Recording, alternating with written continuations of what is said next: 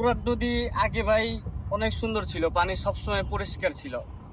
আমরা আমাদের যখন ছোটবেলা ছিল তখন আমরা নদীতে গোসল করতাম। সুপ্রিয় দর্শক মন্ডলী, তো আজকে আমরা অবস্থান করতেছি তুরাগ নদীতে। তুরাগ নদীর আগের অবস্থা এবং বর্তমান অবস্থা সবকিছু জানতে পারবেন এই ভিডিওতে, সেই সাথে জেলেদের জীবন কাহিনী এবং এখানকার ব্যবস্থাপনা সবকিছু জানতে পারবেন। তো আমাদের চ্যানেলে নতুন হয়ে থাকলে চ্যানেলটি সাবস্ক্রাইব করুন। চলুন কথা না বাড়িয়ে ভিডিওতে ফেরা যাক। তুরাগ নদী মেঘনা ও ব্রহ্মপুত্র নদের একটি শাখা। এটির উৎপত্তি হয়েছে গাজীপুর কালায়াকৈর থেকে। ঢাকার উত্তর পশ্চিম সীমানা ঘেঁষে বয়ে চলা তুরাগ নদী কেবল একটি জলাধার নয়, এটি রাজধানী এবং তার তীরবর্তী এলাকার জীবনরেখা। একসময় এই নদীর স্বচ্ছ জল আর কলকল স্রোত ছিল প্রকৃতির এক অনন্য উপহার। শিল্প, সাহিত্য, বাণিজ্য এবং জীবনযাত্রায় তুরাগের অবদান ছিল অপরিসীম। এমনকি টঙ্গী বিশ্ব ইজতেমা ময়দানের পাশে এর অবস্থান এটিকে দিয়েছে এক সাংস্কৃতিক ও ধর্মীয় গুরুত্ব। কিন্তু সময়ের সাথে সাথে এই নদীর রূপ পাল্টে গেছে। বর্তমানে তুরাগ শিল্প কারখানার বজ্র এবং শহরে আবর্জনার শিকার। অবৈধ দখলদারিত্বের কারণে নদীটি সংকুচিত হয়েছে আর এর জলজ পরিবেশ আজ মারাত্মকভাবে বিপন্ন। তুরাগের এই দূষণ কেবল নদীর পরিবেশকে নষ্ট করছে না, বরং এটি বৃহত্তর ঢাকা শহরকে সামগ্রিক পরিবেশের উপরও ফেলেছে নেতিবাচক প্রভাব। পিছনে একটা লোক গোসল করতেছে, তো আমি তার কাছ থেকে শুনবো যে এখানকার পানি কতটা নিরাপদ। তো ভাই, আপনারা যে নদীতে গোসল করতেছেন, তো নদীর পানি দেখে যতটা অবস্থা খারাপ মনে হচ্ছে, তো আপনাদের কোনো সমস্যা হয় না নদীতে যে গোসল করতেছেন? পানি ভালো পানি, পানিতে কোনো সমস্যা নাই, নিরাপদ পানি। এখন শহরের পানি তো, এই জন্য পানিটা ভালো। বাটার সময় পানি ভালো হয়, ওই সময় খারাপ হয়। পানি কি অনেক ঠান্ডা না? তো আমরা এখন জেলেদের কাছ থেকে তাদের জীবনযাত্রার কাহিনী শুনবো। তো ভাই, আপনার মুখ থেকে আমরা শুনতে যাচ্ছি তুরাগ নদীর আগের কিরকম অবস্থা, তো এখন কিরকম অবস্থা? তুরাগ নদী আগে ভাই অনেক সুন্দর ছিল, পানি সবসময় পরিষ্কার ছিল।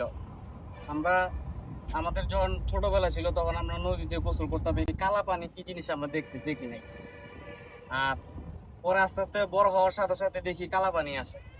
কালা পানি আস্তে আস্তে আস্তে আস্তে আপনার নদীর মাছ আস্তে আস্তে যে কম হয়ে যাইতেছে। নদীর যে অরিজিনাল যে আমরা মাছ, ওই মাছটা পাইতেছি না ঠিক। তারপরে হঠাৎ করে একবার দেখি যেরকম এই যে শাকার ফিশ আইসে, মানে কিভাবে আসছে, কোথা থেকে আসছে আল্লাহ মাহবুদি ভালো জানে, কিন্তু শাকার ফিশ আইসে নদী এখন পুরাই ওদের রাজত্ব। এত পরিমাণ মাছ হয়েছে যে এখন নদীর মাছই নাই। যে নদীর যে একটা মাছ থাকবো, ওই নদীর ওই মাছটা নাই। যার কারণে এখন নদীর মাছ আমরা পাইও না, চাষের মাছ দিয়ে আমাকে চলে যাইতেছে। যে এই পানি তো অনেক দুর্গন্ধ, এই পানি তো আপনার প্রচুর বিষাক্ত। প্রচুর বিষাক্ত, জি। অনেক কালো তো এই পানি, বিষাক্ত। আর কিছুদিন পরে এত পরিমাণ দুর্গন্ধ আসে এই পানির থেকে যে মানে নিঃশ্বাস নেওয়াটা আমাদের জন্য খুব যন্ত্রণাদায়ক। যার কারণে আমাদের খুব কষ্ট হয়, কিন্তু তারপরও থাকতে থাকতে আমাদের এখন অভ্যস্ত হয়ে গেছে। যে কোনো কিছু একটা জিনিসের সাথে থাকতে থাকতে মানুষ তাল মিলিয়ে চলে যায়। এই নদীর সাথে আমরা থাকতে থাকতে এখন আমাদের অভ্যাস হয়ে গেছে। এখন আল্লাহর রহমতে আমাদের কোনো সমস্যা হয় না, কিন্তু বেশি রকম যখন গন্ধটা বাইরে হয় তখন আমরা আর কি মাস্ক পরি, যাতে মানে একটু নিঃশ্বাসটাই করতে হয়, সুবিধা হয় নিতে। এই আর নদীর কোনো মাছ নাই এখন। কিছুদিন আগে যে আপনার ইলেকট্রিক শর্ট দিয়ে নদীর মাছগুলি রে তাও কিছু দুই একটা থাকবো, তাও যে আপনার যে বিভিন্ন রকমের যে ইয়েরা জাওলারা মাছ ধরে না ইলেকট্রিক শর্ট দিয়ে, ওই শর্ট দিয়ে দিয়ে মাছ মানে ওরা মাইরা ফেলায়, যা যতটুকু পারে ধরে নিয়ে যায়। এছাড়া নদীতে কোনো মাছ নাই, শুধু শাকার ফিশ আর শাকার। একটা জাল খেয়াও দিবেন, মানে এত পরিমাণ শাকার ফিশ উঠবো, জালটা উঠাই পারে না ভাই। লোকটা জালটা উঠাইতে পারে না, এত বার হয়ে যায় জালটা। নদী মরে গেছে, এই তুরাগ নদী শেষ।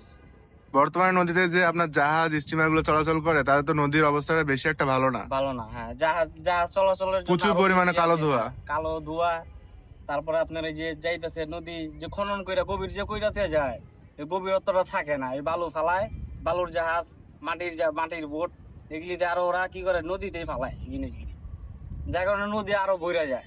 আর এই নদীর ভিতরে যে এই যে পানিটা পড়ছে না, এই পচাটা মাটিটা শুদ্ধ পচে জায়গা, ওই পচার যে একটা দুর্গন্ধ, মানে এটা যদি মানুষ স্মেলটা এই দুর্গন্ধ পাইতো, ঢাকা শহরের মানুষ, তাইলে বুঝতো যে আসলে কোন অবস্থাতে আমরা বসবাস করতেছি এই তুরাগ নদীতে। তো বন্ধুরা, আপনারা তো শুনতে পারলেন। তো আজকের মতো এখানেই, সবাই ভালো থাকবেন।